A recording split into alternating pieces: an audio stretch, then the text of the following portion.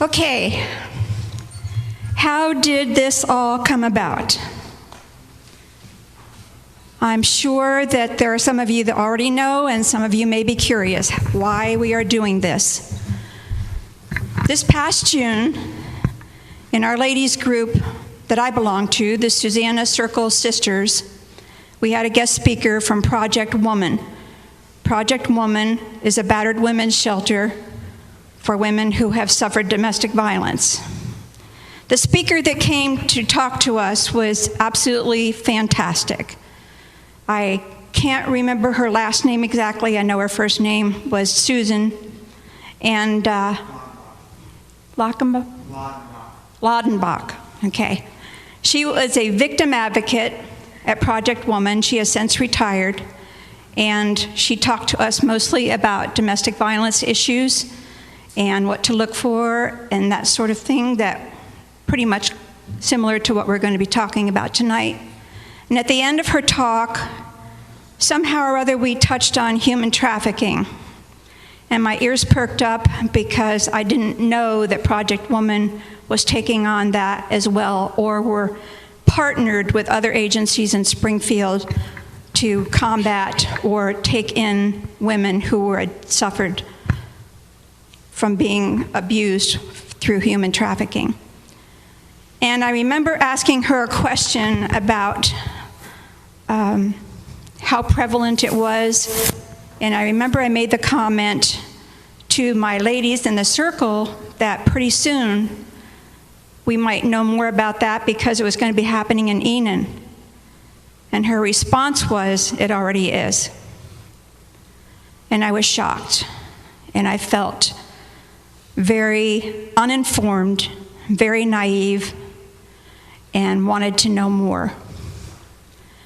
You know, when you go to a concert, sometimes you get really psyched up with the music and you just feel like you want to hear more and more and more from that artist, or you go to a Billy Graham crusade and you just want your whole rest of your life to be devoted to Jesus Christ. Well, that's how I felt when I came out of that meeting.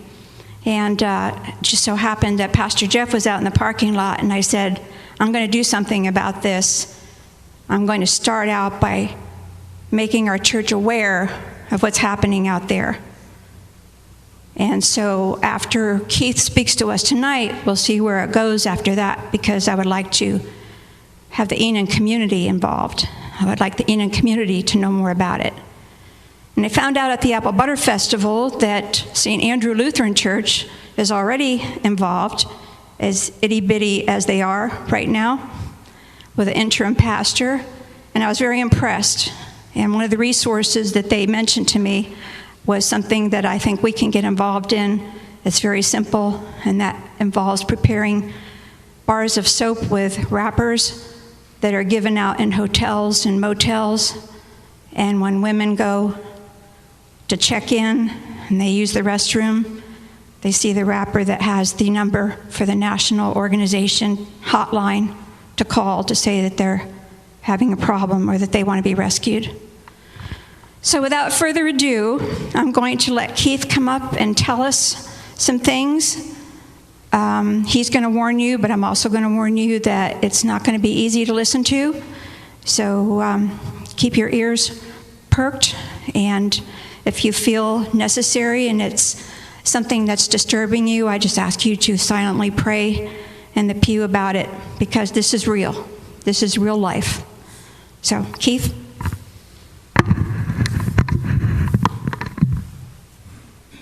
Man, there's a lot of people here. Most of you know who I am, or know my face. Some of you don't. I am, tomorrow at 11 p.m., I will be officially retired as a Springfield police officer after 28 years.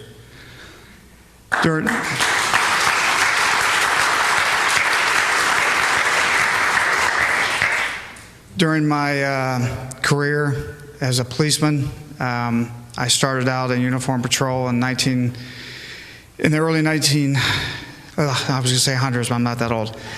I'm a little nervous, so you have to excuse me. When I first started, I was about two years in uniform patrol, and I was a policeman down in Miami, Florida prior to that. and my job opening came open in the Detective Bureau.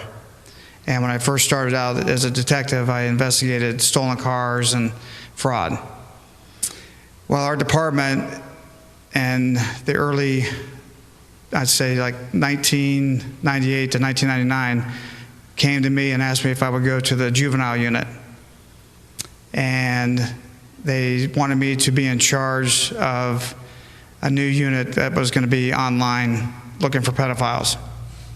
And it dealt with, at that time, human trafficking wasn't even a big thing back then. It was part of my job description, but I dealt with everything online.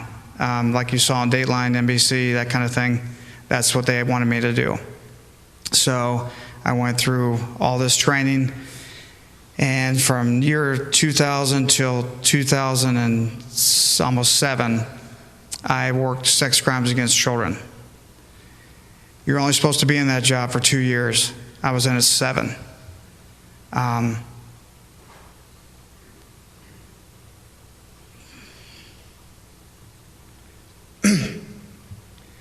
It's kind of a emotional thing sometimes, because when you deal with kids, you see everything that happens to a child. And I've seen everything. And when Carol came to me and asked me to first do this, I didn't want to do it because I knew my emotions would go back to my work. And it's one of those things I always try to forget, but I know I won't. So now I'm getting my composure back here, sorry. What most people don't realize, and when it comes to human trafficking, it also deals with child abuse and sex abuse of children. And human traffickers are basically, they use children and from as young as 5 years old all the way up to 14 or 15 and 16. And then when you get a little bit older than that, it's a little bit different. The way it works is the number one, basically, to find these kids is online. And the way it is, it's in chat rooms like Yahoo, AOL. These men, and there's some women, but mainly it's men, white males, from the ages roughly from about 35 all the way up to 70, that prey on children. And what they do is they get the children's trust online, and they find out that these kids are troubled kids. Most of them are troubled. They're runaways. They have problems at home. They have problems in school. And they find out through other people online who is like, say, through friends, like through their kids who might be real shy in school, who is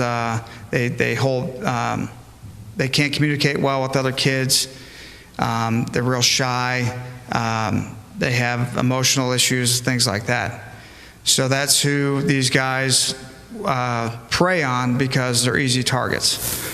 And how they start out about it is that they meet the kids online, start chatting, they get their trust, and then the kids will start opening up about their home life, about how bad it is.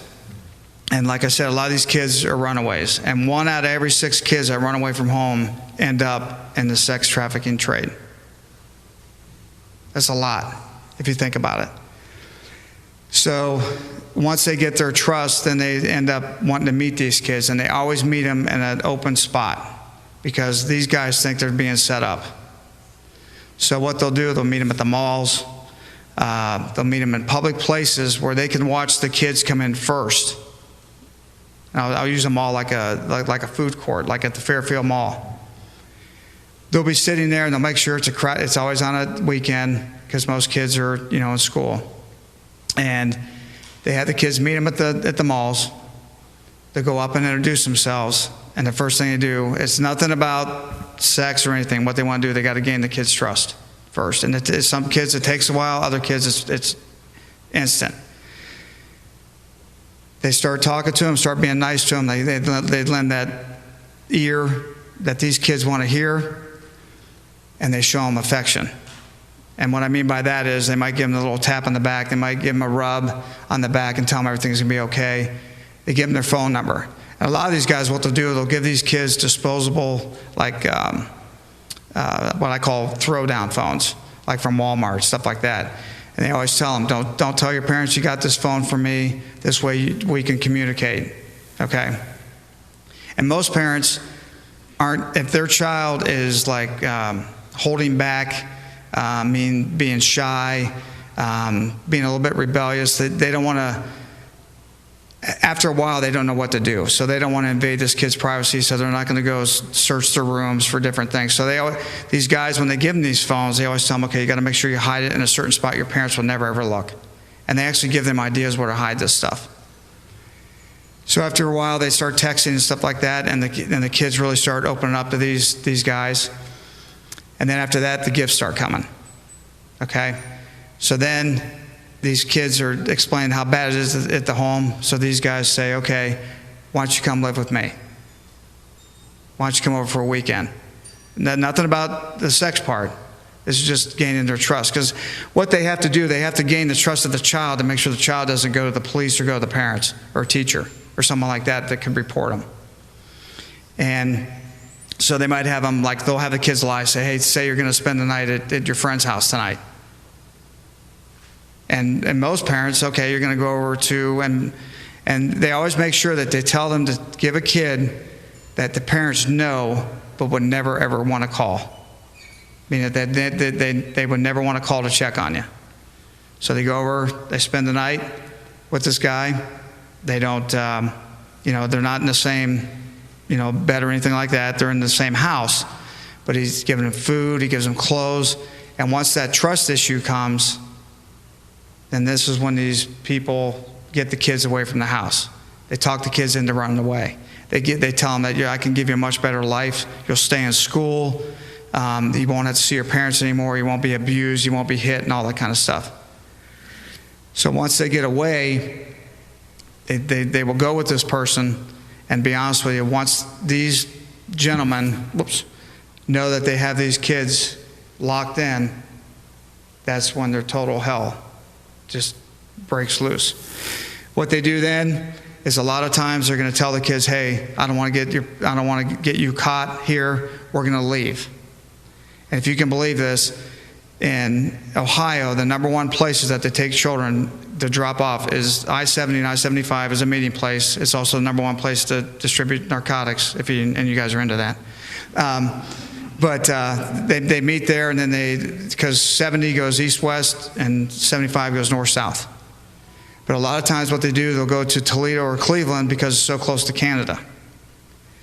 So once they get up there, basically the kids are prisoners and with this gentleman. And what they do is these gentlemen who got this kid's trust will hand him off to somebody else. And then he will come back to where he lives, and I'm going to say in Enon. So he'll come back and he'll start recruiting again. And it goes on over and over again. And once these kids get in this trade, a lot of your child pornography comes from that, from the sex trade too. Because what they do is these guys will basically sell these young children to other men. And what happens is that's where all the child pornography comes from, the photos, the videos, everything. And most likely, a lot of the times, the people like up in Toledo and Cleveland, they will ship them immediately into Canada. And then they get distributed out through Canada and all over the world, basically. The signs that you really have to look for in kids, like even here now, a lot of times it's also high school kids are recruiting young girls in high school. And I'm glad you're here, Todd, because there's things you need to look for. Is if you have a young kid in your school, and a lot of times they're not the most popular kids, they're not the most best looking boys or girls in the school, and they don't really have too many friends. What happens is, and I'll use a young lady as an example, she may be a little bit bigger than most kids, she's kind of a geek, maybe she's smart, but she has no friends at all. 2 more popular boys will try to become friends with this student to get her trust, okay? And then what happens is these 2 guys that are working on this girl have been recruited by, I'm going to call it like a main boss, like a dad or something like that. Because these main men who get these kids, if they can't do it themselves or it's getting too close to home for them, they will recruit high school students to do their work for them. And what they will do is, you'll see this child, all of a sudden her whole appearance will change. They'll start having her dressed different and to get a little bit more prettier, but not pretty enough where other boys will start noticing her. But to get, okay, like, we're interested in you and you're only going to be with us. So then what they do is, once they get the trust of that student, there's a lot of times these students will all of a sudden be acting out in school, meaning that, like, say for instance, I'll just use Greenan. It happened in Greenan. All of a sudden these girls, you start seeing that they're more provocative in school, they're acting out more in school, their grades are dropping, and that you see them out in public, say with older gentlemen, and you know it's not right, but you're thinking, well, that's not a brother, that's not a family member, who's this guy? And a lot of times that's how they recruit these people into the sex trade, the young high school students. But it also goes to junior high. It happens in junior high school too. There's another thing that how they get the kids, and it's and I actually did this when I was undercover. You could go into chat rooms in AOL, Yahoo, things like that. I would pose as a 48-year-old white male who had a son or daughter, and I usually used a girl who was anywhere between the age of 10 to 13. And when it comes to talking to people who are into the child porn and the sex trade industry, you have to know how to communicate with them. I know it sounds, and it's sickening, because you have to know certain terms you have to use when you're typing or talking on the phone. If you don't use these certain terms, they know that you're not for real, you're a cop or you're trying to bust them. So what would happen, I would go in this chat room, and like one of them would be Boys for Boys. And what that is that it would be two adult males each have a son about the same age. These men would communicate, and once they trust each other, they swap kids with each other for sex. And that's a form of sex trafficking. Because what happens is, once they start swapping with each other, there's a group, they have a network online, and they say, okay, I'm gonna contact, sorry, Bob. And because I know he has a child that has already been with Dave, who's been with Todd. And it goes on every single day, and it happens here in Clark County a lot. One of the number one things that we had, and they're the hardest ones to catch, to be honest with you. Another thing that these guys do too is, when it comes to the sex trafficking, everyone heard of Napster? Remember Napster was a file sharing program a long time ago? Well, what they do, there's a program that we used to use, it was called Bear Share. And what that is I would go into my undercover computer, and there's 278 child porn terms that these guys use. And there might be more than that now, but there's certain ones that you use, and you type in the search engine, and you hit search, and it goes all over the world, okay? And the way I would do it, because I was so adamant on younger children from the ages of 6 months, and they do get traded for sex. And I'm talking 6 months old, because I've seen it. Up to 8 years old.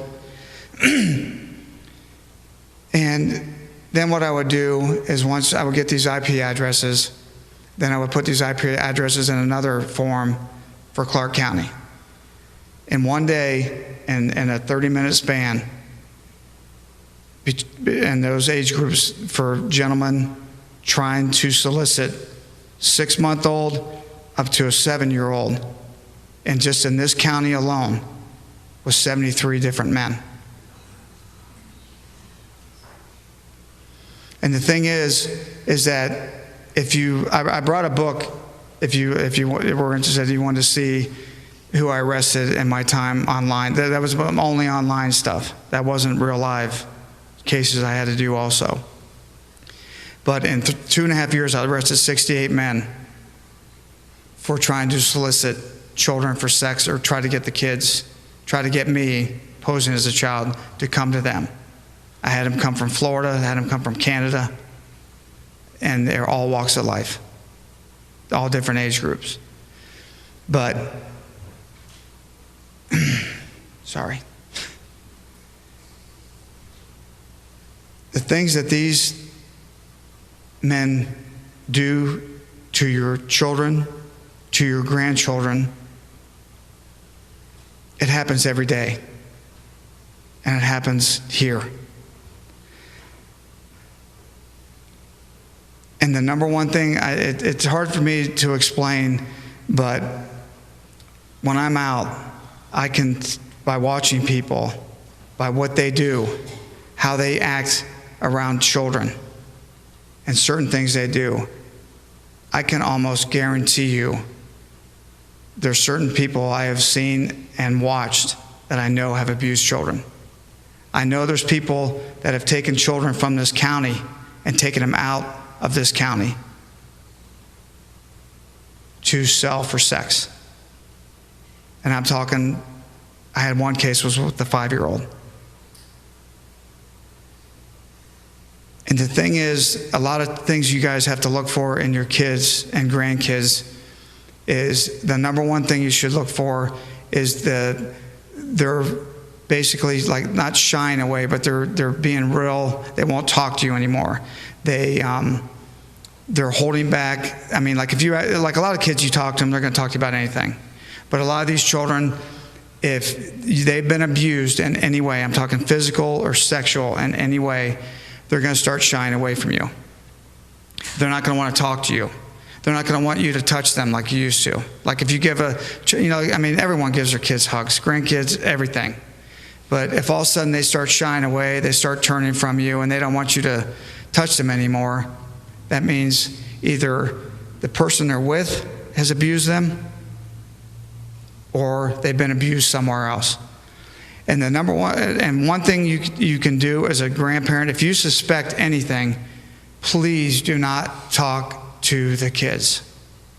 The reason I say that is, if you suspect anything, contact your police department. Like here, you wouldn't, no offense, you wouldn't contact Enon, you contact the Clark County Sheriff's Office, because they have people trained in what we call forensic interviewing of a child. There's certain questions that we have to ask to a child I've interviewed kids that have been 3.5 years old, and they can distinguish what happened, and they've told me what happened to them. But you have to know how to ask the right questions. And it's a shame, because if I was a parent and I knew my kid had been sexually touched or was going to try to be taken away from me, I'd want to know right then. I would start asking questions like, okay, who touched you? And the thing is, a kid is going to tell you what you want to hear. They don't want to disappoint you, so they're going to say, sorry, Bob touched me. Okay, well, where'd Bob touch you? And every child has a certain part on their body that they call, like I said, I apologize, but like when I would go through, I'd say, okay, what do you call your private part? And they'd make, Bam Bam, or I've had that before. Different parts they call it, so you have to make sure that you call those parts what they call their private parts when you're interviewing them. And a lot of times, parents will say, did he touch you down there? And they're going to freak out. They're going to say, well, if I don't say yes, I'm going to get in trouble. So yeah, he did. And a lot of times, I've had cases where men have been wrongly accused of that, and women. Because women do abuse too, don't get me wrong, they do. But most of them, and honestly, are white males. But you need to look for signs like that, the shyness, the not wanting to do things anymore, staying to themselves constantly, okay? And all of a sudden, if you see your kids too, because everyone has a cell phone now, if you see your kids constantly on private, like they're texting and stuff, okay? I'm not saying to go grab their phone or your grandkids grab the phone, but just ask them, say, who are you texting? You know, they might be their friends for real.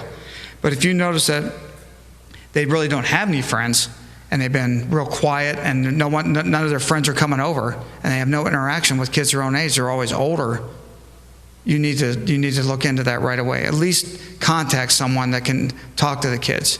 Most of the time, kids won't tell you anything right away the first time.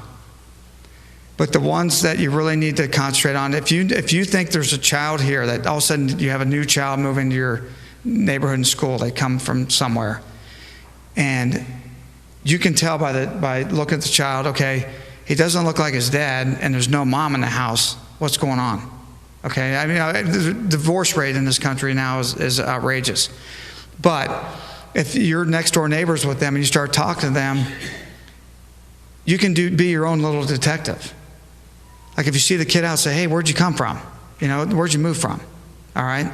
Usually these kids have a script, okay? And you can tell that if it's been rehearsed, because it'll be, when you ask them a question, it'll be blank, blank, blank. I mean, point blank. They won't elaborate on anything. And then later on, ask the parent. Say, hey, where'd you guys come from, you know? I mean, how old, you know, where was your daughter born, stuff like that. Because the way the internet is now, you can check on these kids, okay? And if you do a research on Bob and say, you know his name's Bob Lively, and you do a research on him, well, he said he was from Texas. Well, there's no Bob Lively from Texas. He has no kids. What's going on?